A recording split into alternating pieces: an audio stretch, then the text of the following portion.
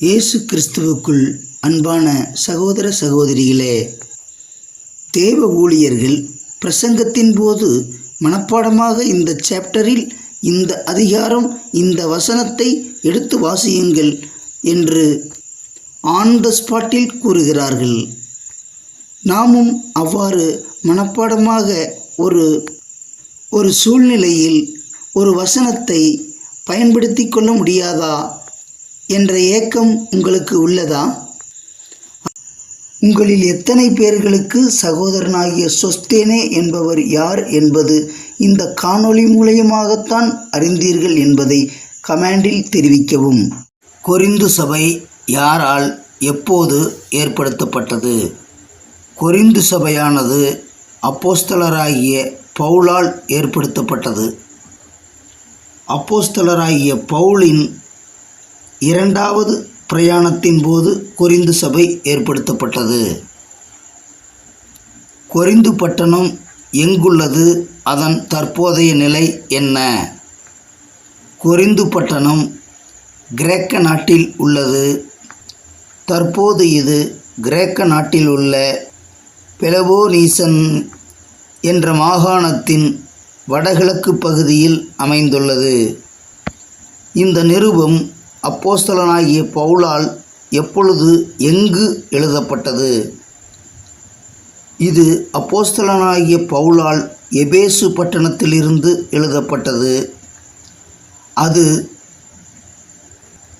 எழுதப்பட்ட காலத்தை குறித்து பல்வேறு கருத்துக்கள் நிலவுகின்றன.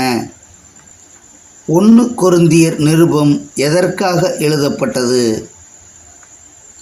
1 கொரிந்தியர் 7ஆம் அதிகாரம் 1ஆம் வசனம், நீங்கள் எனக்கு எழுதின காரியங்களை குறித்து நான் எழுதுகிறது என்னவென்றால், எனவே இது கொரிந்து பட்டணத்தாரால் ஏற்கனவே எழுதப்பட்ட நிருபத்திற்கு பதில் நிருபமாக எழுதப்பட்டிருக்கிறது.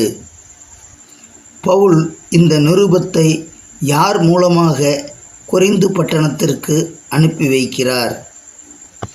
1 கொரிந்தியர் 16ஆம் அதிகாரம் 11ஆம் வசனம், ஸ்தேவான், பொர்த்துனாத்து, அகாயு என்பவர்கள் மூலம் அனுப்பி வைக்கிறார். கொரிந்து பட்டணத்தில் அவர் தங்கிய வருடங்கள் எவ்வளவு? அப்போஸ்தலர் 18ஆம் அதிகாரம் 11ஆம் வசனம், அவர் 1 வருஷமும் 6 மாதமும் அங்கே தங்கி தேவ வசனத்தை அவர்களுக்குள்ளே உபதேசம் பண்ணி கொண்டு வந்தார். தேவனுடைய சித்தத்தினாலே என்று ஏன் குறிப்பிடுகிறார்? ஏனென்றால் எபிரேயர் 5ஆம் அதிகாரம் 4ஆம் வசனத்தில், மேலும் ஆரோனைப் போல தேவனால் அழைக்கப்பட்டாலொழிய ஒருவனும் இந்த கனமான ஊழியத்திற்கு தானாய் ஏற்படுகிறதில்லை என்பதை அறிந்திருந்ததினால் அப்படி குறிப்பிடுகிறார். அவர் ஏன் இயேசு கிறிஸ்துவின் அப்போஸ்தலர் என்று குறிப்பிடுகிறார்? அவருடைய காலத்திலேயே கள்ள அப்போஸ்தலர்கள் இருந்ததினால் அப்படி குறிப்பிடுகிறார்.